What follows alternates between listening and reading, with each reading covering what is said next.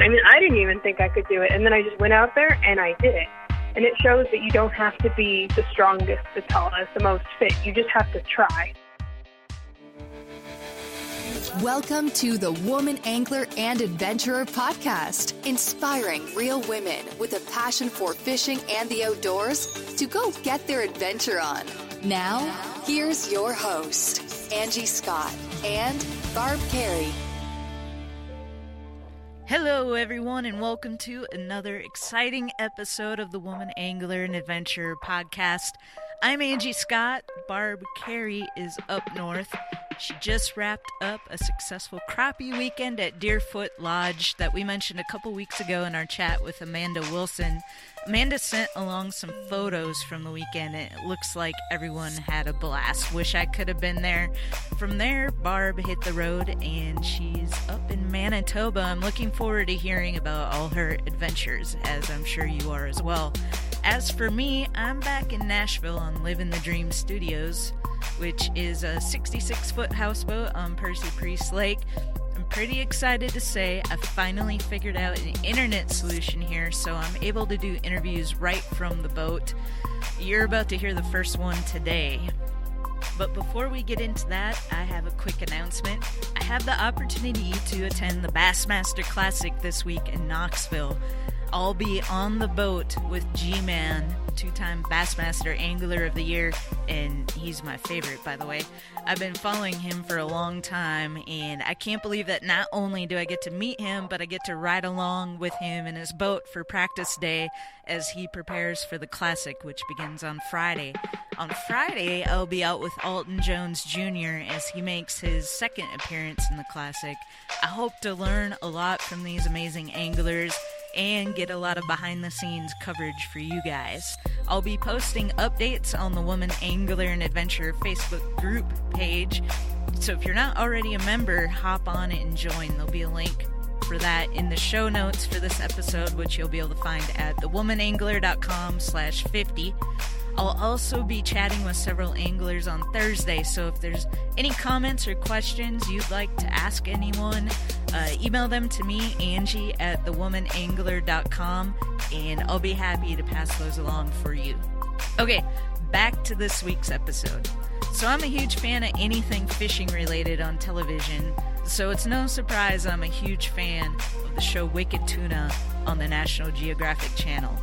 Ever since I saw this lady killing it out there on the water with her dad and her brother, I thought, what an inspiration. We're gonna have to have her on the show.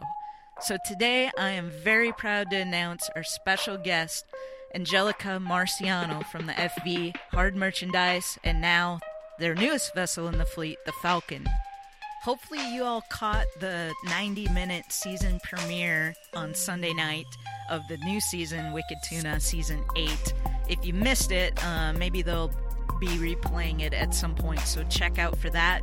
But the new season airs on the National Geographic channel every Sunday evening, so tune in for that. And without further ado, let's jump into my conversation with Angelica Marciano.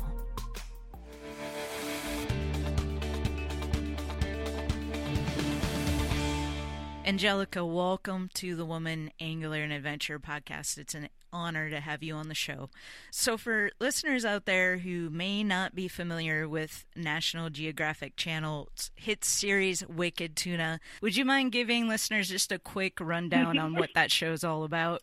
Yeah, of course. So Wicked Tuna is a TV show on National Geographic. It's the 8th season of Wicked Tuna that we're about to enter, and it is about a bunch of boats. We're fishing for bluefin tuna off of Gloucester, Massachusetts, and it's just stories about our lives going to fish for tuna. Cool. So let's back up for just a second and find out, how did your family and you specifically get involved with the show? That was pretty funny. They had this idea for the show. It was Pilgrim Production Company that had this idea for Wicked Tuna. And they were interviewing captains and asking around Gloucester and trying to find their talent. And everyone kept dropping my dad's name. They're like, have you talked to Dave Marciano? He'd be a great character. My dad has always been very prominent in the fishing community. He's been out there speaking up for fishermen in local government sessions. So he's always a pretty good name. So people kept saying you should talk to Dave Marciano, and lo and behold, they talked to Dave Marciano, and here we are 8 years later, which is pretty insane. So how I got on the show, I was actually, my company, I used to work for an airline. My company was going through a merger. My dad was telling me that my cousin Jay actually was moving to Alaska with his girlfriend and their 3 dogs. And he was telling me this story, and he was like, what can I do? Like, I can't just replace Jay. For those of you who don't know, my dad fishes on the Hard Merchandise, now the Falcon, and he fishes with my brother, Joseph, and my cousin, Jay. And he was telling me about how he was like, well, I can't just replace Jay. I can't just get anyone. And I'm like, well, my company is going through a merger. I might as well try my hand at it. I need a break. And so that's how I ended up on the show. Cool. So I imagine growing up in the family that you grew up in, you had a lot of experience fishing with your dad, and your mom fishes as well, I understand. I think I read somewhere that she holds a record in the state of Massachusetts for a striped bass. I know that there are definitely some great pictures of her holding striped bass in the house, and I'm very proud of that. She's definitely caught very big fish.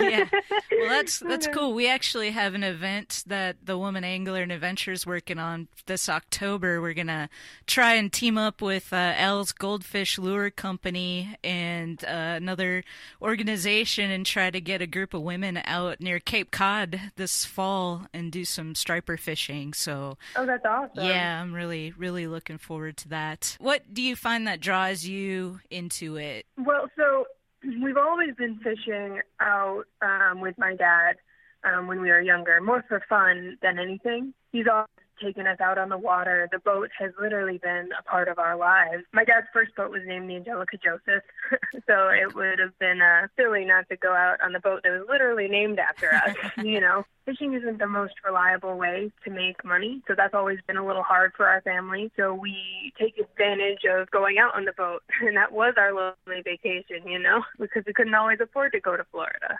What's it been like since this whole thing started? I imagine it's had a pretty huge impact on your lives. What do you enjoy most about all this? So I think the coolest part about all of this is I was able to go out for a summer and get paid to hang out and fish with my brother, my dad, and maybe some other familiar face this season.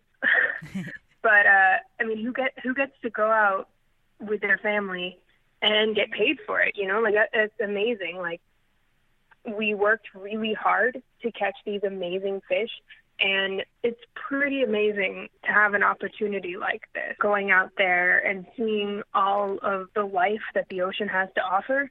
I couldn't have asked for a better opportunity. So you mentioned the new season. I highly encourage everyone to tune in. Is there anything you can kind of like give us a hint or like what people can expect out of this new season? This new season is going to be pretty great. I mean, I'm excited for all of the twists and turns. We are fishing primarily on the Falcon, which is my dad's newest boat. It's really cool to see. We got to go fish on it during the Outer Banks, last season of the Outer Banks. So it's not our first time fishing with this new boat, but it's the first time this boat has been fishing in northern waters. You'll get to be introduced to this new part of our life, which is pretty cool. And like I may have mentioned, there may or may not be some familiar faces coming back into this season, which I think a lot of viewers are going to be really excited to see. Awesome. It may have been the most asked question relating to last season. Gotcha. Okay. All right. Well, we'll have to tune in to see what exactly what you're talking about there, but I'm excited. Yeah. I noticed too, I saw in one of the previews that the Pinwheel, Tyler is fishing with his sister this season, so it's cool to have another female presence on the show. Yeah, it's definitely pretty cool to see other women fishermen out there. I don't actually know Marissa that well, but it's really cool just to know that there's another woman fisherman out there. Yeah, it seems to be, I've been seeing a lot of articles coming out just in the industry in general that females are the biggest growing segment of the market. And so I think it's cool that there's people like you. Oh, yeah, totally. Yeah. Because I think it's really fascinating because fishing was previously a space that just women weren't so much allowed to be in. And there's a lot of growth about women just being able to do what they love no matter what it is. So I'm really excited to see women who love fishing finally going for it and trying something new and loving it, Yeah, I agree. And I think, while we still have a long ways to go, of course, but, from what I understand, as far as the numbers go, like more women are buying fishing licenses and things like that, but we're not quite to the point where we're really retaining them. So they may buy a license and then not renew it the following year. So I think there's still a lot of work to be done as far as getting, education out there for women that, obviously there's a lot of men guides and instructors out there right now that you can learn from, but some women are kind of intimidated by that. And so I think more female leadership and teachers and things like that will really help kind of retain those women who are buying the licenses and then just not sticking with it. Yeah, you're absolutely right. I think it's really cool to have you on the show, and I'm sure there's a lot of young girls watching that really look up to you. Have you had any like direct contact or, with any fans, young girls that are inspired by what you're doing out there so far? There's a couple young adults who have reached out to me and say that it's pretty amazing that I do what I do, because it's not an easy job. Fishing is a lot of hard work. I mean, when you go out there for days at a time and you have to face inclement weather and all sorts of wild situations, it's not like having a 9-to-5 job, because you don't even know when you're going to work the next day or if you're going to work the next day, and you can't count on that paycheck. And no matter how hard you work, you might not get anything for it, no matter how good of a job you do. So it can be really frustrating. But it's been really cool to see a lot of fathers tell me that their wives are actually paying more attention now. They didn't think that a woman could go out there fishing, same as the men portrayed. It's really cool to see that they didn't think anyone could do it. I mean, I didn't even think I could do it. And then I just went out there and I did it. And it shows that you don't have to be the strongest, the tallest, the most fit. You just have to try. And that's pretty cool to see, and people have responded to that. Yeah, that's awesome. One of our mantras on the show is, if she can do it, I can do it. I love that. Yeah, and like you said, just people seeing you out there maybe inspires some other women to say, you know what, if she can do it, I can do it. And so kudos to you for going out there and giving it a try. I watch this show and I see all the struggles and the times where, fishing is really hard, or you hook up with one and it's like hours. Like how do you stay motivated, I guess, when the going is tough like that? It's hard sometimes to stay focused and keep your head up and stay motivated it's hard when you spend 8 hours fighting a fish only to lose it on the 9th hour, and you feel like you wasted all this opportunity and time. But you have to realize that with the bad comes good, and if you don't keep trying, then absolutely nothing will happen. And sometimes there are days that you just don't catch a fish, but you're still out there and you're still learning from the experience. And if nothing else, that's really what you have to focus on, that you've been learning and you're out there together with your family and you have to make the most of it. Okay. I have to imagine the thrill of being successful, catching that big fish, or, just kind of keeps you motivated. What's that experience like when I mean, can you even describe the thrill of landing one of these big fish? I can't even imagine. Yeah, well, it's funny. I've said before that tuna fishing is some of the highest highs and some of the lowest lows, and I definitely think that speaks to that. Because when you catch this 500, 600, 700, 1,000-pound fish, like, it's insane. You're like, I didn't think that I could even do that. And then you have this beautiful fish on deck, and all circumstances have just aligned perfectly. It's a pretty amazing feeling. When you catch that 1,000-pound fish, it's almost like when you make eye contact with that really cute person at the coffee shop and your heart skips a little beat and then they come over and they say hi. That's kind of like that feeling. That's awesome. I don't think I've ever heard fishing described quite that way before, but it makes sense. Yeah, it's a similar moment. So we have a woman angler and adventurer Facebook group, and I'd mentioned that we were going to be having this conversation. So a few of the people in the group had a couple comments or questions they wanted me to ask. So if you don't mind, I'm going to... totally. One person, Brenda, who is actually somebody we've had on the show before, she's a pretty awesome outdoors woman and angler. She said, on the show, it seems like every mark they see on the graph comes up and hits. Is that what really happens, or do they mark a lot of fish that don't come up? No.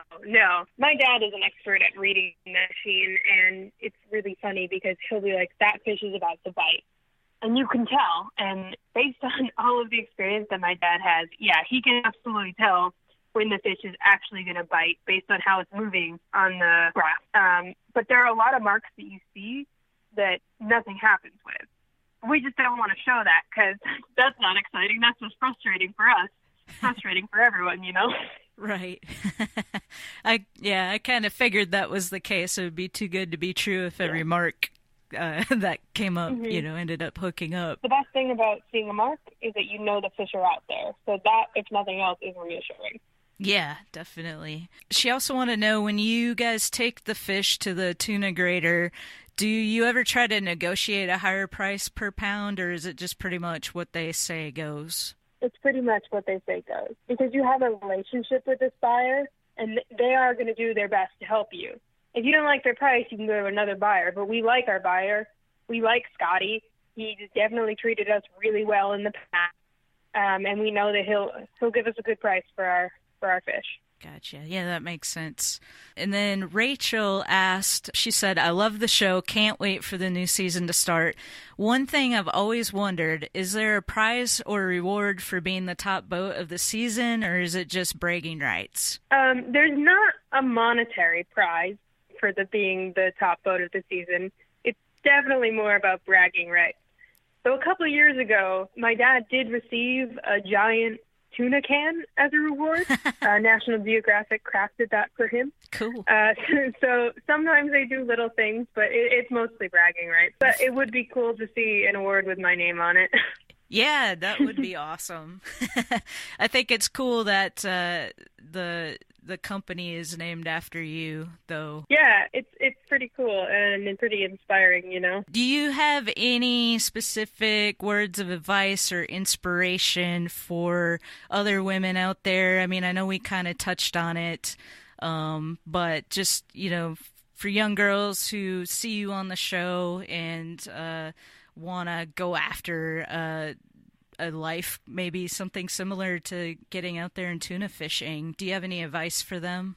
Yeah, my advice for any young girls who want to go out there and fish, don't let anyone tell you what to do. Like if you feel something in your heart and you want to do it, you should go for it. Tuna fishing isn't the most glamorous way to make a living. I would never say that. And it's not something I want to do forever, but it has been such an amazing opportunity for me. And despite all the challenges, I've grown so much from the experience, and I hope anyone who's interested can have a sort of experience like mine too. So, and I was visiting the website, the Hard Merchandise, fvhardmerchandise.com. So people could actually take your dad or your brother out on charters. Is that correct? Yeah. My dad and my brother both offer charters on both the Falcon and the Hard Merchandise. So if you're ever trying to think of something to do for an anniversary, birthday present, then it's just a really cool thing to do. And the charters can be like half-day trips or more. And you can definitely find more information about that on the website, which is fvhardmerchandise.com. I actually went out on a birthday trip last summer. It was this lovely girl. It was her fiance's birthday, and she was saving up all year, and they surprised him with his trip in Boston, and I was helping crew for them, and it was a really cool experience. Wow, that would be so awesome. What a trip of a lifetime. I think that would be so cool. So if people want to follow your adventures, is there anywhere they can go on social media to follow you? Yeah, if you're interested in following my adventures, you can follow me on Instagram, and my handle is AEMARC. My Twitter handle is AE_Marciano, MARCIANO. If you're interested in following that. And I do have a Facebook page. You can just search Angelica Marciano, and that's pretty exclusively show related. So that's where I'm found. Awesome. Well, we'll put links to all that in the show notes so people can go follow you. And awesome. Yeah, and we're all super excited about the new season, and can't wait to see what happens. And thank you so much again for taking the time. I'm glad we were finally able to make this happen. And just best of luck to you and your family and in your future. Thank you so much for having me. This has really been a delight.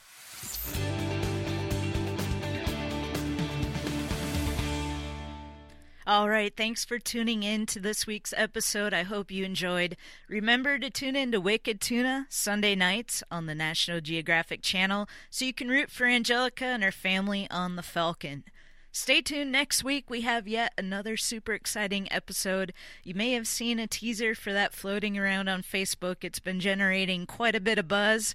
If you're into ice fishing, then you've likely heard of the godfather of ice fishing, Dave Gens. He's a pioneer in the sport, and next week we feature the women behind the legend. We've been calling them the Gens Girls, and it's going to be a really special conversation. So make sure you're subscribed, and you won't miss any future episodes. Until next time, like Captain Dave Marciano says, like the old saying goes, when the going gets tough, the tough go fishing.